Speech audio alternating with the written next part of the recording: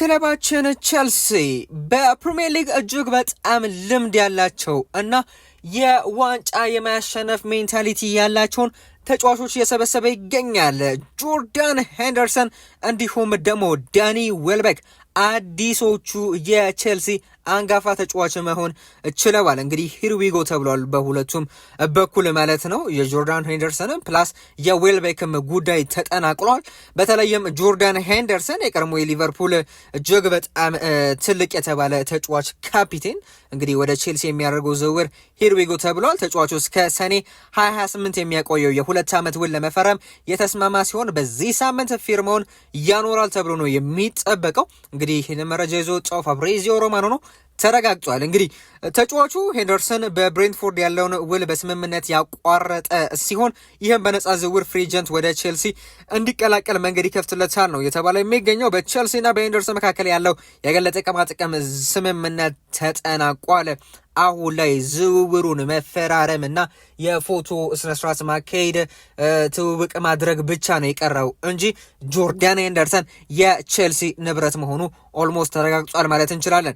ሌላኛው ተጫዋች ደግሞ በተመሳሳይ መልኩ ዳኒ ዌልቤክ ነው። ዳኒ ዌልቤክም ወደ ቼልሲ መዘዋወሩ በሙሉ ይፋ ሆኗል። ሂርዊጎ ተብሏል። ይህም ተጫዋች እንግዲህ በተመሳሳይ ወደ ቼልሲ ያመራ ተጫዋች ነው ማለት እንችላለን። እጅግ በጣም አንጋፎች ናቸው እነዚህ ሁለት ተጫዋቾች። በተለይም ደግሞ ቼልሲ ሁለቱንም ያመጣበት ምክንያት በሜዳ ላይ የተለየ ነገርን እንዲያሳዩት፣ መሀል ሜዳውን እንዲጠቅሙ፣ ይሄ መሀል ሜዳውን በሜዳ ላይ ውጤት እንዲቀይሩለት አይደለም ይሄንን ተጫዋች ያስፈረሙት ጆርዳን ሄንደርሰን።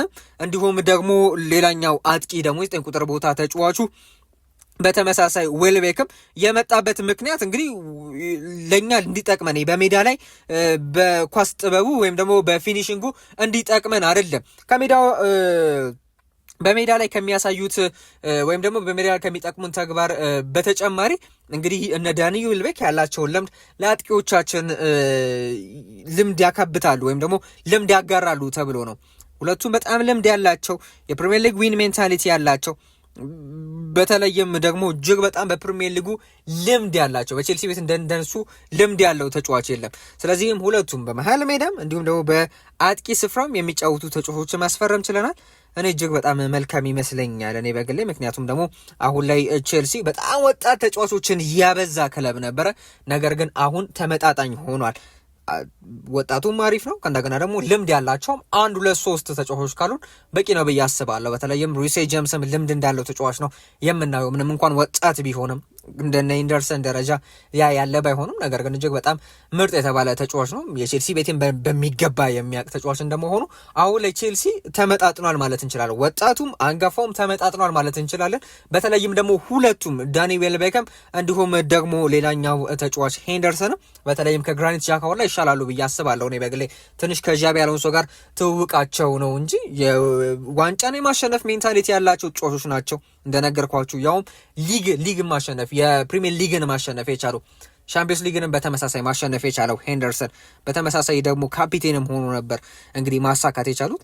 ይህም የሚያሳየው እጅግ በጣም ምርጥ ተጫዋቾች በተለይም በፕሪሚየር ሊጉ ሌጀንድ ከምንላቸው ተጫዋቾች መካከል ዋነኞቹ መሆናቸው መናገር እንችላለን። እንግዲህ አሁን ላይ ወደ ዝውውር መረጃዎቻችን እናምራ። እስቲ ሌሎች የዝውውር መረጃዎች በአሁኑ ሰዓት ላይ ምን እየወጡ ይገኛሉ የሚለውን ስንመለከት የመጀመሪያ መረጃችን የምናደርገው ቤንዌት ባድሻይሊ ነው።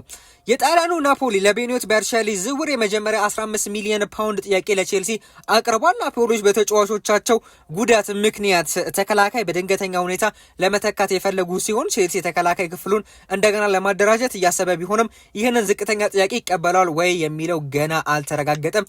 ነገር ግን በተለይም የተለያዩ ታማኝ የተባሉ የመረጃ ምንጮች ቼልሲ እስከ 25-30 ሚሊዮን ፓውንድ እንደሚፈልግ ነው መረጃዎች የጠቆሙ የሚገኙት። በ15 ሚሊዮን ፓውንድ ይሸጧል ተብሎ አይጠበቅም። ሌላኛው ሊያም ዴላፕ ነው። ኖቲንጋም የቼልሲውን አጥቂ ሊያም ዴላፕ ለማስፈረም ፍላጎት ካሳዩ የፕሪሚየር ሊግ ክለቦች አንዱ መሆን ችሏል ወይም ደግሞ ፉክክሩን ተቀላቅሏል የሚል መረጃ ጆን ፐርሲ የተባለው የዘ ቴሌግራፍ ታዋቂ የእንግሊዝ ጋዜጠኛ ነው። እንግዲህ ጆን ፐርሲ ይሄን መረጃ ይዘው እየወጣ ይገኛል። ቼልሲ ተጫዋቹን በክለቡ አንድ የውድድር ዘመን ብቻ ካሳለፈ በኋላ ለመሸጥ ዝግጁ ሲሆን ወደ 40 ሚሊዮን ፓውንድ ይፈልግበታል ነው የተባለ የሚገኘው። ሌላኛው ደግሞ ቲም ቶክ ያወጣው መረጃ ነው ስለ ሊያም ዴላፕ። ማንቸስተር ዩናይትድ በሊያም ዴላፕ ላይ የነበረውን ፍላጎት የመመለስ እድል ውድቅ አድርጎታል። ስለዚህ ተጫዋቹን ለማንቸስተር ዩናይትድ አቅርቦት የነበረ ቢሆንም ዩናይትዶች ዝውውሩን እንደማይገፉበት አስታውቀዋል፣ ሪጀክት አድርጓል የቼልሲን ሀሳብ የሚል መረጃ ነው እየወጣ የሚገኘው። እንግዲህ ሌላኛው ቲም ቶክ ያወጣው መረጃ ስለዚህ ተጫዋች ኤቨርተን ሊያም ዴላፕን ለማስፈረም የሚደረገውን ፉክክር በግንባር ቀደምነት እየመራ ይገኛል የሚል መረጃ ነው ይዞ እየወጣ የሚገኘው። ሊድስ ዩናይትድ፣ ኒውካስትል ዩናይትድም ንግግሮች እንደገና የጀመሩ ሲሆን ብራይተንና ፉላም ሁኔታውን እየተከታተሉ ይገኛሉ። አዲሱ ክለብ ደግሞ ኖቲንጋም ሆኖ ብቅ ብሏል የሚል መረጃ ነው እየወጣ የሚገኘው። ሌላኛው መረጃችን ማይካሎ ሙድሪክን ይመለከታል። በለንደን የሚገኘው ከፍተኛ ፍርድ ቤት ከ6 ሚሊዮን ፓውንድ በላይ የሚያስወጣ የምስል መብት ኢሜጅ ራይትስ ክስ ምክንያት የሙድሪክን 2.5 ሚሊዮን ፓውንድ በባንክ ሂሳቡ ላይ እግድ ጥሎበታል።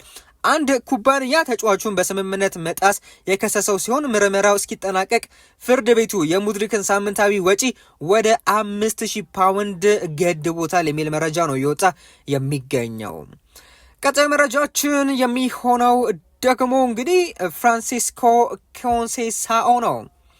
ቼልሲና ማንቸስተር ዩናይትድ የዩቬንቱስን የክንፍ አጥቂ ፍራንሲስኮ ኮንሴሳውን ለማስፈረም ፍላጎት አሳይቷል። ሁለቱም የፕሪሚየር ሊግ ክለቦች ዝውውሩን ለማመቻቸት ከተጫዋቹ ወኪሎች ጋር ተወካዮች ጋር ግንኙነት አድርጓል የሚል መረጃ ትራንስፈር ኒውስ እያስነበበን ይገኛል። በክረምቱ የዝውውር መስኮት ከጁቬንቱስ ቤት የሚለቅበት እድል እንዳለ መረጃዎች የጠቆሙ ሲሆን ነገር ግን ጁቬንቱሶች አሪፍ የሚባል ገንዘብ ካልቀረበላቸው ተጫዋቹን ለመሸጥ ምንም አይነት ፍላጎት እንደሌላቸው ነው የተለያዩ ታማኝ የተባሉ የጣሊያን ጋዜጦች እያስነበቡን የሚገኙት። ፍራንሲስኮ ኮንሴሳኦ ግን ከጁቬንቱስ የሚለቅ ከሆነ ፍላጎት በጣም ሀይ የሆነ ፍላጎት የለውም። ነገር ግን መልቀቅን ይፈልጋል። ነገር ግን ይሄ አልጫወትም ብሎ ልምምር ሜዳ ላይ አልሄድም ብሎ በተለያዩ ነገሮች አስጨንቆ ጁቬንቱስን እንዲለቁት በጭራሽ አይፈልግም። ያ ምርጫው አይደለም። ነገር ግን የሚለቁት ከሆነ እጅግ በጣም ደስተኛ እንደሚሆን ነው መረጃዎቹ የጠቆሙ የሚገኙት። የሚለቅ ከሆነ ደግሞ ተጫዋቹ ወደ ፕሪሚየር ሊግ ማምራት እንደሚፈልግ ነው መረጃዎች የጠቆሙ የሚገኙት። ቼልሲና ማንቸስተር ዩናይትድ ደግሞ ተጫዋቹን በጥብቅ የፈለጉት ይገኛሉ። 23 ዓመቱ ላይ የሚገኝ ፖርቹጋላዊ ሜትር ከ70 የሚረዘም በቀኝ ክንፍ እንዲሁም ደግሞ በግራ ክንፍ በኩል መጫወት የሚችል እጅግ በጣም አስገራሚ ተጫዋች ነው። እንግዲህ በባለፈው ውድድር ዘመን 44 ጨዋታዎችን አድርጎ 10 ጎልና 11 አሲስትን ማድረግ የቻለ እጅግ በጣም አስገራሚ ተጫዋች እንደሆነ ይታወቃል። በአሁኑ ሰዓት ላይ እንግዲህ በቼልሲና በማንቸስተር ዩናይትድ እየተፈለገ ይገኛል። ቀጣዩ መረጃችን የሚሆነው ደግሞ እንግዲህ የማቲያስ ፈርናንዴዝ ፓርዶ መረጃ ነው። እንግዲህ ማቲያስ ፈርናንዴዝ ቶተናሞች ከቤስታም ያስፈረሙት ተጫዋች አይደለም። ይህ ሌላ ተጫዋች ነው። እንግዲህ በፈረንሳይ ሊል የሚገኝ ተጫዋች ነው። ቤልጂየማዊ አጥቂ ሲሆን ማቲያስ ፈርናንዴዝ ፓርዶን ይባላል። ቼልሲ ይህንን ተጫዋች ለማስፈረም ፍላጎት ካሳዩ ክለቦች መካከል አንዱ ሆኗል የሚል መረጃ ነው። ሎይክ ታንዚ የተባለው የሌኪፕ የስፖርት ጋዜጣ ውስጥ የሚሰራ ዘጋቢ ጋዜጠኛ ይህንን መረጃ ይዞ መውጣት ችሏል። በፍጥነቱ በኳስ ቁጥጥሩና በቦታ ተለዋዋጭነቱ የሚታወቀውን ይህን ተጫዋች አርሰናል፣ ሊቨርፑልና አትሌቲኮ ማድሪድም ይፈልጉታል የሚል መረጃ ነው የወጣ የሚገኘው። 21 ዓመቱ ላይ የሚገኝ አጥቂ እና የክንፍ አማካኝ ተጫዋች ነው ማቲያስ ፈርናንዴዝ ፓርዶ። እንግዲህ በቼልሲ እየተፈለገ እንዳለ ነው መረጃዎች በስፋት እየዘገቡ የሚገኙት። ቀጣዩ መረጃችን የሚሆነው ቲዮ ኤርናንዴዝ ነው። ቼልሲ በሳውዲ ፕሮ ሊግ ከአል ሂላል ጋር የሚጫወተውን ፈረንሳዊ የግራ ተከላካይ ቲዮ ኤርናንዴዝን ለማስፈረም ፍላጎት አሳይቷል የሚል መረጃ ቱቶ ስፖርት እያስነበበን ይገኛል። ተጫዋቹ ወደ አውሮፓ እግር ኳስ የመመለስ ፍላጎት ያለው ሲሆን ቼልሲዎች ከተጫዋቹ ወኪሎች ጋር የመጀመሪያ ደረጃ ንግግር አድርገዋል የሚል መረጃ ነው የወጣ የሚገኘው። ተጫዋቹ ወደ አውሮፓ ለመመለስ ይፈልጋል። በተለይም ደግሞ ወደ ፕሪሚየር ሊግ መምጣት እንደሚፈልግ ነው የተለያዩ መረጃዎች የጠቆሙ የሚገኙት። ነገር ግን ሳውዲዎች ይህንን ተጫዋች በቀላሉ ይለቁታል ተብሎ ባይጠበቅም ነገር ግን ተጫዋቹ ግፊት ያሳድራል የሚል መረጃዎች ነው እየወጡ የሚገኙት።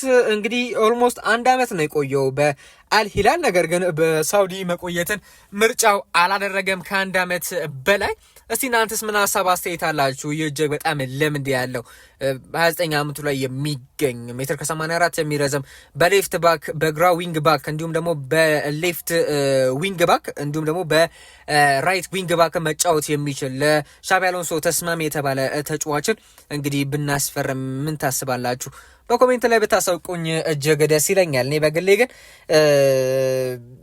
ቢመጣ በተለይም ቢመጣ 29 ዓመቱ ላይ ቢገኝም ነገር ግን በፕሪሚየር ሊግ ልምድ አለመኖሩ እንዲሁም ደግሞ የእድሜው ነገር ለቼልሲ ይጠቅማል ያን ያህል ብዬ አላስብም።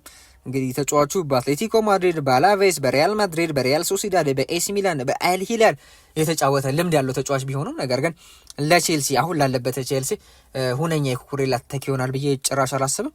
እስቲ እናንተ ሀሳብ አስተያየት በኮሜንት ላይ ብታሳውቁኝ ደስ ይለኛል። ቀጣዩ መረጃችን የሚሆነው ደግሞ ከሪም አላይቤጎቪች ነው። እንግዲህ ይህንን ተጫዋች በተደጋጋሚ ያነሳውባችሁ ነው። በሁሉም ፕሮግራሜ ላይ ይሄ ተጫዋች ይነሳል። የተለያዩ መረጃዎችን በቀን እየወጡ ስላለ ነው እንጂ እናንተን ለማሰልቸት አይደለም። ከሪም አላይቤጎቪች ወደ ቼልሲ ለማምራት ፈቃደኝነቱን ሰጥቷል የሚል መረጃ ላሪፐብሊካ የተባለው ታዋቂው የጣሊያን ዕለታዊ ጋዜጣ እያስነበበን ይገኛል። ቼልሲ ከባየር ሌቨርኩሰን ጋር ያደረገው ንግግር እንደቀጠለ ሲሆን ከተጫዋቹ ወኪሎች ጋር አዎንታዊ ምላሽ አግኝቷል። በሌላ በኩል ጁቬንቱስ ከሌቨርኩሰን ጋር የ33 ሚሊዮን ዩሮ ስምምነት ላይ መድረሱ ተጫዋቹ ወደ እነሱ ማምራትን እያሰበበት እንደሆነ ያሳያል። በተጨማሪም ሮማዎች ሁኔታውን የተከታተሉ ይገኛሉ።